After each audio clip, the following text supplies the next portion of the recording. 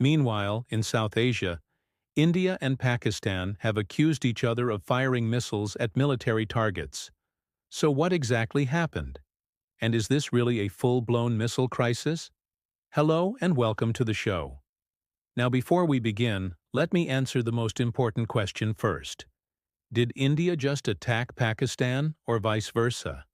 Well, there's no clarity yet, but both sides have accused each other of an attack. Let's look at what they're saying first. India says that it was Pakistan who fired 6 missiles at Indian air bases. The Indian Air Force has denied that any of its bases were targeted. This is what the Indian Ministry of Defense said, and I'm quoting. On the night of March, at around 1:45 a.m., Pakistan initiated multiple launches of surface-to-air missiles from Wilaya Sialkot in Pakistan towards Indian Air Force stations in Jammu and Kashmir and Punjab. Now these are the official statements that we have with us. They say that these missiles did not cause any damage. They were neutralized by the IAF and their bases were not hit. As for Pakistani claims that some Indian missiles landed in their territory, India says it was debris from the Pakistani missiles. What does Pakistan say? Well, they claim that India attacked them. This is what Pakistan's Foreign Office said.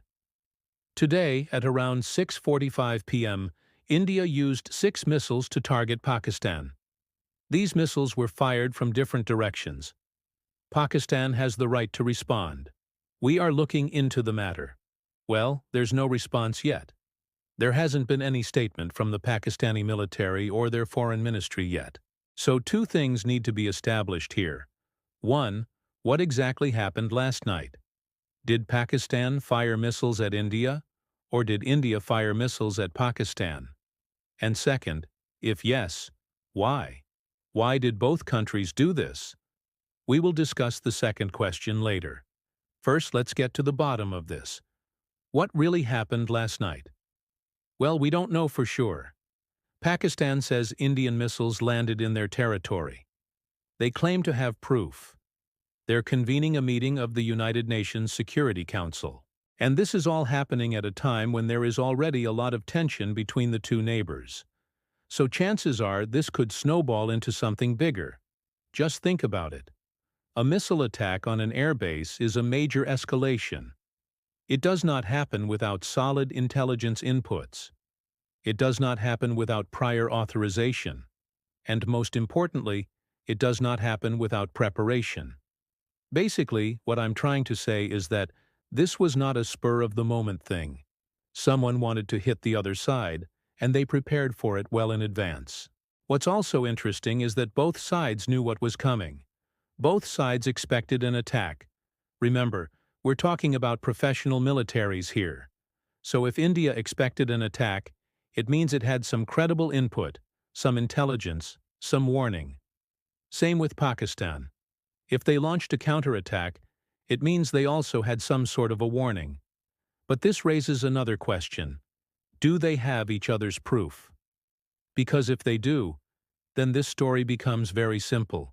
If India has proof that Pakistan attacked them, they should share it with the world. Likewise, if Pakistan has proof that India attacked them, they should share it. Only then can we get to the bottom of this story. Till then, it's a case of he said. He said. And this brings us to the second part of my question. Why did the attack happen? Who attacked whom and why? Well, the Pakistani army chief has given a reason for the attack. General Asim Munir blamed India's alleged role in an attack on a mosque in Karachi. At least 10 people were killed in that incident. Pakistan blames India's spy agency, the Research and Analysis Wing. Now India has rejected these claims. No official response, but government sources told NDTV that this is an attempt by Pakistan to divert attention from their own wrongdoing. They say Pakistan has a history of blaming India for their own mistakes. This is also not the first time they've done this. In May 2022, Pakistan claimed that India was behind a blast at a political rally in Karachi. Again, no evidence was ever found. Then in December, the same thing happened. A blast at a Sufi shrine in Sewan Sharif was blamed on India. Again, no evidence. In fact, an investigation by the Pakistani police had concluded that the bomb was planted by a local militant outfit. In January this year, another blast at a mosque in Peshawar killed over 100 people. Initially, Pakistan blamed a local Islamic State group, but when that failed to convince the public, they brought up India again. The ISI chief himself spoke about it. He blamed India's spy agency, the R&AW. To quote him, "We know that the threat of terrorism comes from within and outside the country." The recent attack in Peshawar was carried out by a foreign intelligence agency. We have actionable intelligence that India's spy agency, the R&AW, is involved. So clearly, whenever something goes wrong in Pakistan, India is to blame. But is this really a full-blown missile crisis like we saw in the 1990s? Well, not yet. Remember the Cuban Missile Crisis? That was a standoff between the US and the Soviet Union. It lasted for 13 days in October 1962. The Soviets had deployed nuclear missiles in Cuba, just 90 miles from the US mainland. President John F. Kennedy formed a naval blockade. He stopped Soviet ships carrying missiles to Cuba. As a result, Nikita Khrushchev backed off. He withdrew his missiles from Cuba. What we have today is neither a missile nor a naval blockade. No country will risk a large-scale war.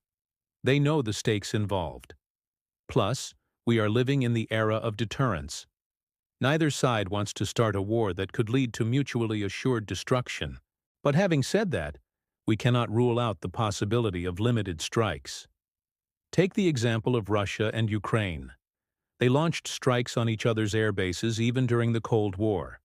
For instance, in 1983, Ukrainian air defenses shot down a Russian plane. Moscow retaliated by targeting a Ukrainian airbase, and that too, without provocation. Clearly, if a country feels threatened, it will take action. All bets are off.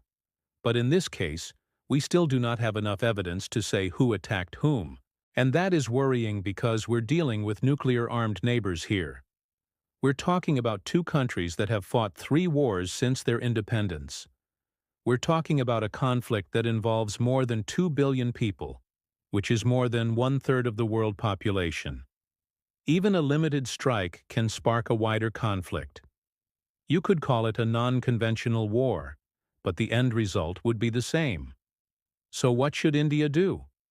The first priority must be the safety of Indian citizens, especially those living in Pakistan-occupied Kashmir.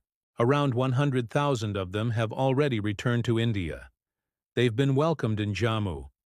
The government must also issue travel advisories, warn its citizens against traveling to Pakistan, perhaps ban all civilian flights to Pakistan, and put the military on alert. At the same time, India must share all its evidence with the world. The attack on India's airbase is a serious issue. If true, the international community must condemn it. And I'm not talking about the OIC or the so-called POC. Here I'm talking about the United Nations Security Council, the US, the European Union, and their allies. If they all back India, it will send a strong message across to Pakistan. Having said that, I must admit that New Delhi has handled such situations better in the past. Think back to the Balakot airstrike in 2019. India gave Pakistan prior warning. They knew what was coming. They were given a 10-day window to vacate the area. Now that's called de-escalation. Likewise, when India carried out the surgical strike across the LOC in 2016, again, there was no immediate response. India chose not to escalate matters. They knew what they were doing. I'm not saying that this time around India did not have the option of a surgical strike or the Balakot airstrike. My point is that having laid low for so long, this time the silence could be deafening. If indeed India's air bases were targeted, the status quo cannot continue. The attack must be avenged. A strike like Balakot or surgical strike like 2016 would have been ideal. Do you agree with our assessment? Do you think India should respond? We want to know what you think. So share your views with us. Your comments and feedback are important to us. They help us make better videos for you.